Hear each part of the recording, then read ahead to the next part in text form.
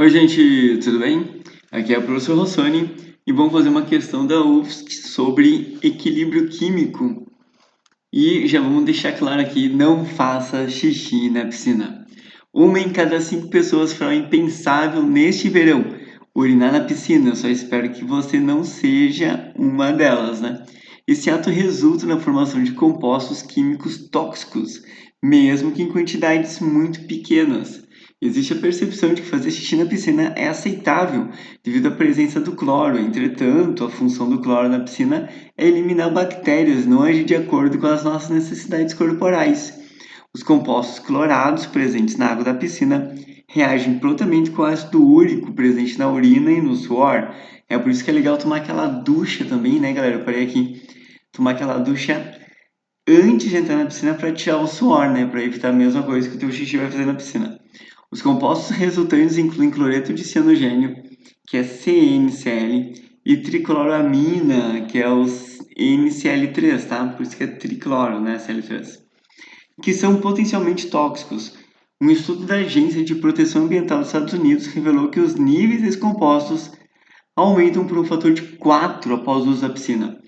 Outros estudos associam a exposição frequente à tricloramina e ao cloreto de cianogênio em piscinas, como ocorre com nadadores e salva-vidas, ao aumento no risco de contrair asma e outros problemas respiratórios. Logo, se o fator higiênico já não é o suficiente, então por uma questão de saúde pública, né? Por favor, não faça xixi na piscina. Bom, a desinfecção de águas de piscina costuma ser realizada em soluções contendo compostos clorados, como o hipoclorito de sódio. Esse aqui é o ânion hipoclorito, tá? E quando a gente coloca hipoclorito de sódio na água, o sódio se separa do hipoclorito, sofre dissociação. Todos os sais que têm sódio fazem isso, tá? Porque o sódio é sempre muito solúvel. E aí nós vamos focar na reação que o hipoclorito vai fazer. Mas ele diz em água, o hipoclorito, né, encontra-se em equilíbrio com o ácido hipocloroso. Então tá aqui o nosso ácido hipocloroso, né? Ele botou até entre parênteses para a gente achar, de acordo com a reação e tal. Então repara, né, toda vez que eu tiver um ito, eu acabo formando um oso, tá? Por isso que é aquela história do mosquito odioso, né? Temato, tepico. Então se fosse clorito, ácido cloroso, hipoclorito, ácido hipocloroso. Então esses dois aqui, eles ficam brincando de equilíbrio, né? Por exemplo, se tu botar mais hidroxila, né, o equilíbrio é deslocado para o outro lado. Se tu botar mais hipoclorito, o equilíbrio é deslocado para esse lado aqui, por aí vai. E agora, em contato com ácido úrico, né, e outros compostos nitrogenados, o hipoclorito e o ácido hipocloroso podem reagir para formar cloraminas orgânicas e inorgânicas.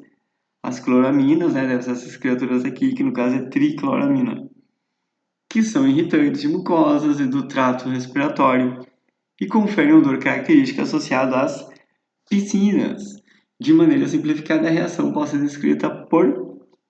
Então, a gente está vendo aqui como que o ácido hipocloroso, né, o ânion hipoclorito, influencia na produção da tricloramina. Então, eu vou passar essas reações aqui para o próximo slide, para a gente poder responder, né, e justificar algumas respostas com base nelas, beleza? Então, aqui está as reações e o texto que não importa tanto assim. Com base nessas informações, né, é correto afirmar que 0,1, vamos lá, a proporção relativa de íons hipoclorito e de ácido hipocloroso em uma piscina depende do pH da água. Deixa eu ver, olha só, toda vez que a gente tiver pH, vamos fazer uma tabelinha aqui simples, só para explicar. A gente está falando em meio de acidez, né? Então, quanto o pH tender mais perto de zero, mais ácido ele vai ser. E se mais ácido ele vai ser, ele vai ter maior concentração de H+. Aí o H+ entra nessa história aqui. Porque para quem não sabe ainda, o H+ ele pega a hidroxila, sempre esses dois aqui eles se pegam e formam um casalzinho muito feliz chamado água. Only you. Tum, dum, tum, dum. E aí, no momento que você diminui a concentração de água, o equilíbrio é deslocado para cá. Então, consequente, a proporção relativa desse cara com esse cara aqui depende do pH, sim. O contrário que também poderia ser dito, tá? Se eu aumentar a concentração aqui, né, de hidroxila, ó, se for um pH maior do que 7, eu estou ficando mais básico, tá? E aí, se estou ficando mais básico, eu aumento a concentração de hidroxila. E se eu aumento a concentração de hidroxila, né? Então aumenta o equilíbrio, desloca para o outro lado. Então muda a proporção deles também. Então o pH sim influencia nessa proporção. Então essa aqui está correta, beleza? Agora, se o indivíduo que produz urina ácida, deixa eu ver, se ele produzir urina ácida, né? Optar por urinar na piscina, se ele produz urina ácida, é esse caso aqui. E aí, esse caso que libera o hidroxônio diminui a concentração, então aumenta a quantidade de ácido hipoclorito.